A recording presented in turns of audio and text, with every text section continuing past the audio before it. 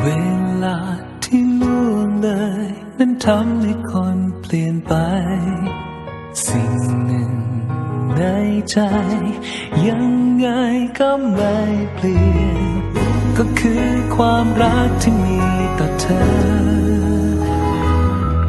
จะมันคงยิ่งนี้เหนือการเวลามากยิ่งกว่าอะไรต่อให้นานเพียงใดรักเธอก็ยังคงเป็นรักเธอไม่มีวันจะแปรเล็กน้อยลงไปตามเวลา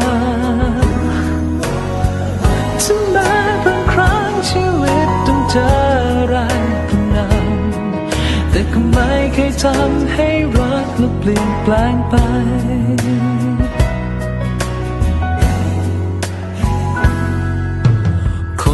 เราถ้าคู่กันไม่ว่าอะไรเปลี่ยนไป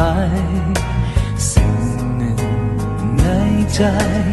ยังไงก็ไม่เปลี่ยนก็คือความรักที่มีต่อเธอจะมันคงยังนี้เหนือการเวลามากยิ่งกว่าอะไรต่อให้นานเพียงใดรักเธอก็ยังคงเป็นรักเธอไม่มีวันจะแปรเล็กน้อยลงไปตามเวลา